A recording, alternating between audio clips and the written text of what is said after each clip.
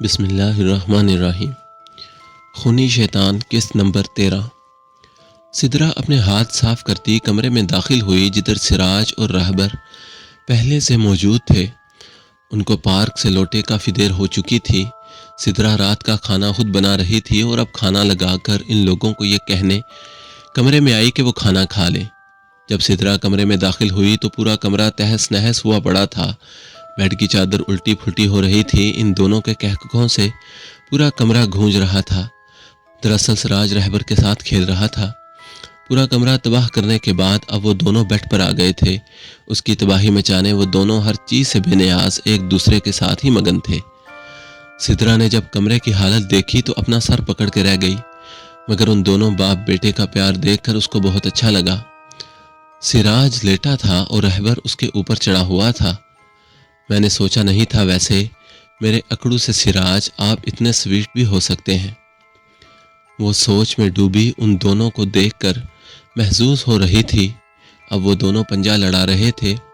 رہبر اپنی پوری کوشش کر رہا تھا سراج کو ہرانے کی، مگر وہ کب ایسا کر سکتا تھا۔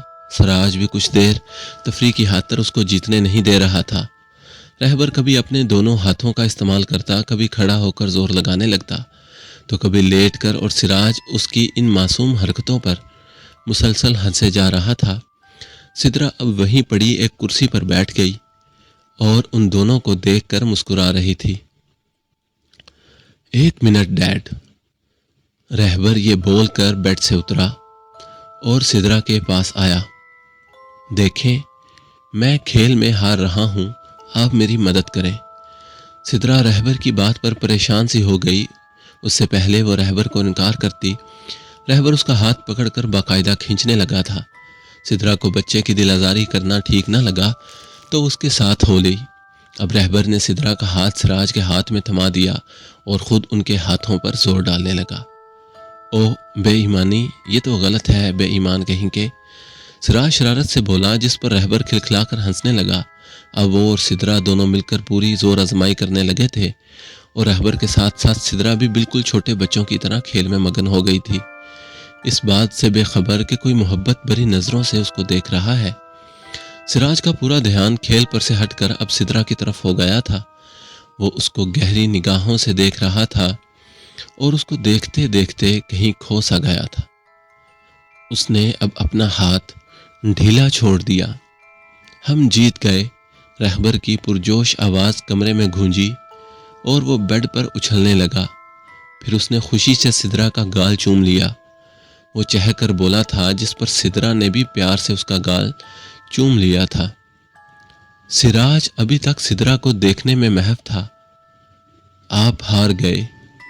سدرا بھی چھوٹے بچوں کی طرح خوش ہوتے ہوئے بولی، ٹھیک کہا، میں واقعی ہی ہار گیا۔ سراج بولا۔ اس کے کہے گئے اس جملے میں جذبات کی انتہا تھی جو سدرا کو صاف محسوس ہوئی، اور سدرا نے جب اس کے چہرے کی طرف دیکھا تو سراج کی آنکھوں میں نمی تھی جس نے سدرا کو چونکا کر رکھ دیا۔ اس نے پہلی بار سراج کی آنکھوں میں جذبات دیکھے تھے۔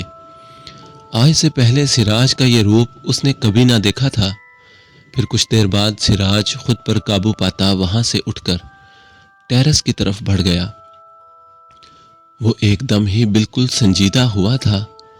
سدرا کو کچھ بھی سمجھ نہ آیا، مگر اس کو سراج کے انداز سے یہ تو اندازہ ہو ہی گیا تھا وہ کھیل میں ہارنے کی بات نہیں کر کے گیا۔ سدرا کے لیے سراج ایک مہمہ بن کے رہ گیا تھا۔ اس کو سمجھ ہی نہ آتی تھی سراج کی سوچ۔ وہ اس سے کھل کر بات کرنا چاہتی تھی، مگر سراج کبھی موقع نہ دیتا تھا۔ وہ سراج کے دل کی بات سننا چاہتی تھی، اس کو سمجھنا محسوس کرنا چاہتی تھی، مگر سراج یہ ہونے نہ دیتا تھا۔ وہ انہی سوچوں میں گم کمرے سے باہر چلی گئی۔ جب سراج کمرے سے نکل کر ٹیرس پر چلا گیا تو رہبر بھی اس کے پیچھے چل دیا۔ سراج رخ پھیرے خاموشی سے کھڑا تھا۔ رہبر نے اس کا ہاتھ پکڑ کر اسے محبت سے پکارا۔ رہبر کی آواز سے سراج جیسے ہوش کی دنیا میں آیا اور اپنے بائیں ہاتھ کی مدد سے اپنے آنسو صاف کرتا اب رہبر کے گھٹنوں کو بل بیٹھ گیا۔ جی میرے شہزادے، سراج بڑی مشکل سے مسکرایا تھا۔ وہ رہبر کے چھوٹے چھوٹے ہاتھ اپنے ہاتھوں میں لیتے ہوئے ان کو چوم کر بولا تھا، آپ رو رہے ہیں؟ رہبر روحانسا سا ہوتے ہوئے بولا۔ نہیں تو، سراج پیار سے اس کے بالوں میں بکھیرتے ہوئے بولا۔ آپ رو رہے ہیں، مجھے پتا ہے، پلیز مت روئیں۔ یہ بولتا رہبر اس کے گلے لگ کر خود بھی رونے لگا۔ وہ نہ تو سراج کے رونے کی وجہ سے جانتا تھا اور نہ ہی کوئی بات سمجھنے کی اس کی عمر تھی۔ وہ تو بس سراج سے بے حد محبت کرتا تھا، تبھی اس کی آنکھوں میں آنسو دیکھ کر خود بھی رو پڑا تھا۔ سراج نے اس کو اپنی باہوں میں بھر لیا۔ کچھ دیر وہ دونوں یوں ہی لیٹے رہے۔ ایک بات تو بتاؤ رہبر، ایک دن سب تمہارے ڈیڈ کو برا کہیں گے، مجھ سے نفرت کریں گے، اس دن تم کیا کرو گے؟ کیا تم بھی مجھے برا کہو گے، مجھ سے نفرت کرو گے؟ سراج جانتا تھا کہ وہ ایک ناسمجھ بچے سے زندگی کی حقیقت سے جڑا ایک تلخ سوال کر رہا ہے، مگر پھر بھی نہ جانے کیوں اس کا دل چاہا تھا اس کے پل رہبر سے یہ سوال کرنے کا، تو اس نے کر دیا۔ نہیں، میرے ڈیڈ بہت اچھے ہیں، سب سے اچھے، میں کبھی بھی آپ کو برا نہیں کہوں گا، میں آپ سے بہت پیار کرتا ہوں اور ہمیشہ کروں گا۔ وہ روتے ہوئے معصومیت سے بولا تو سراج نے اس کو ایک بار پھر اپنے سینے سے لگا لیا اور اس کی آنکھوں سے آنسو رواں ہو گئے۔ ڈیڈ بھی آپ سے بہت پیار کرتے ہیں، میری زندگی کا کل سرمایہ۔ سراج نے یہ بولتے رہبر کی پیشانی کو چوم لیا۔ آج ان کی پاکستان واپسی تھی۔ سراج رہبر کو چھوڑنے گیا ہوا تھا اور سدرا پیکنگ کرنے میں مصروف تھی۔ اس کے ذہن میں مسلسل ایک ہی بات چل رہی تھی کہ پتہ نہیں سراج انسانی گوشت کیوں کھاتے ہیں اور کیسے کر لیتے ہیں یہ سوچ کر ہی سدرا کو کراہت محسوس ہونے لگی تھی۔ کیا میں نے جواد کا ساتھ نہ دے کر ٹھیک کیا؟ کیا مجھے سراج کو پھانسی کے پھندے پر چڑھوا دینا چاہیے؟ وہ بری طرح الجھ کر رہ گئی تھی۔ اب تو اس کا سر درد سے پھٹنے لگا تھا۔ وہ کچھ دیر یوں ہی اپنا سر پکڑے بیٹھی رہی۔ نہیں، میں غلط نہیں ہوں، کیونکہ میں برائی کو نفرت سے نہیں بلکہ محبت سے ختم کرنا چاہتی تھی۔ مجھے سراج سے نفرت نہیں کرنی بلکہ اس کے اندر موجود برائیوں سے نفرت کرنی ہے۔ میں گھر جاتے ہی سراج سے اس بارے میں صاف طور پہ بات کروں گی اور ان کو حرام کاموں سے دور کرنے کی ہر ممکن کوشش کروں گی، اور انشاءاللہ بہت جلد اپنے سراج کو اس برائی کی دلدل سے باہر نکال لاؤں گی جس میں وہ بری طرح پھنس چکے ہیں۔ شاید ہم دونوں کو ملانے کے پیچھے اللہ کا یہی مقصد پوشیدہ ہو۔ سدرا نے پرعزم ہو کر سوچا۔